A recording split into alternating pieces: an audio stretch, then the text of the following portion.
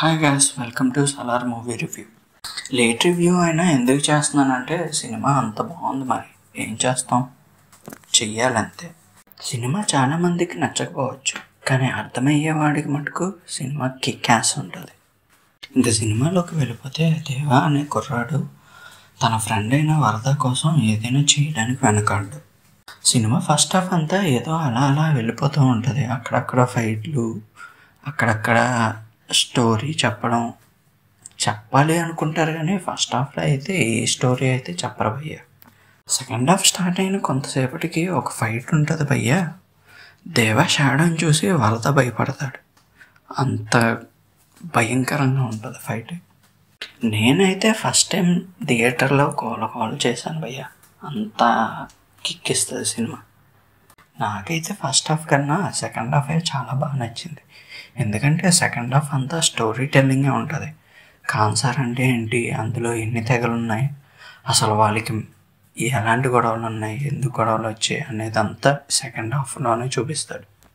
లాస్ట్లో అయితే ఒక మంచి ట్విస్ట్ ఉంటుంది భయ్య. అదైతే సినిమాకి వెళ్ళే చూడాలి. ఇప్పుడు దాకా ఎవరైనా సినిమా చూడకపోతే వెళ్ళి చూసండి, సినిమాని బాగా ఎంజాయ్ చేస్తారు. ఇంకా క్యారెక్టర్స్ విషయానికి వస్తే బాబా ప్రభాస్కి చాలా ఫ్లాపుల తర్వాత హిట్ పడిన సినిమా ఇది. అసలు ప్రభాస్ అంటే ఇది కదా, ఇలాగే ఉండాలి ప్రభాస్ అంటే.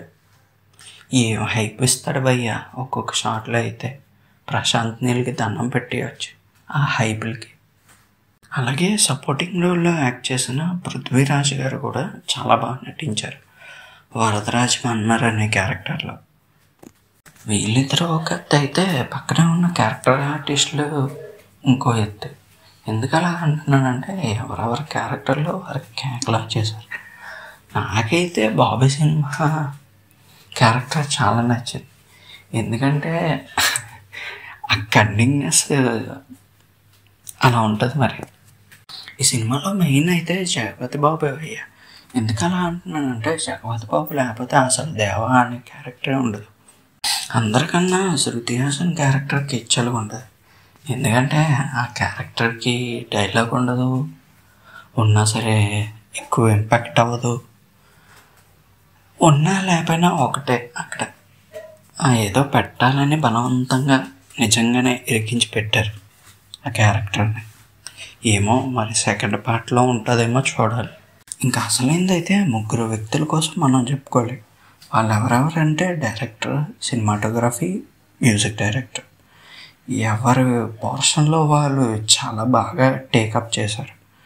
ప్రశాంత్ నీల్ ఏం తక్కువ కాదు, సినిమాటోగ్రఫీ ఏం తక్కువ కాదు.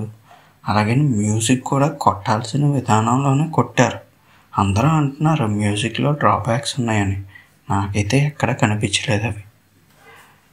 నేనైతే పార్ట్ 2 కోసం చాలా ఎక్సైటింగ్గా ఉన్నాను. ఎందుకంటే ఈ సినిమా ఒకసారి చూస్తున్న 2-3 సార్లు చూడాలి అని అనుకుంటారు, కానీ ఎవరు ఇదేం సినిమా రా బాబు అని మాత్రం అనుకోరు. అలా డిసప్పాయింట్ అయ్యి కూడా థియేటర్ నుంచి బయటికి రాము. నా స్టైల్లో చెప్పాలంటే ఫుల్ మీల్స్ తిన్నా సరే ఇంకా వేడి వేడి బిర్యానీ తినాలనిపిస్తుంది. అంతలా ఉంటుంది సినిమా. ఎక్కడ ఫాల్ట్ అయితే లేదు. కొంతమంది రివ్యూవర్స్ కావాలని ఫేక్ రివ్యూస్ చెప్తున్నారు, అవైతే నమ్మకండి. మీకు నచ్చితే నచ్చిందని చెప్పండి, లేకపోతే లేదు అని అంతేగాని ఫేక్ రివ్యూస్ ఇవ్వద్దు. ఓకే, ఉంటాను మరి, బాయ్. ఓకే గాయ్స్, ఇది వాళ్ళ వీడియో. నచ్చితే లైక్ చేయండి, షేర్ చేయండి, సబ్స్క్రైబ్ చేసుకోండి. సినిమా మటుకు చూడడం మర్చిపోకండి.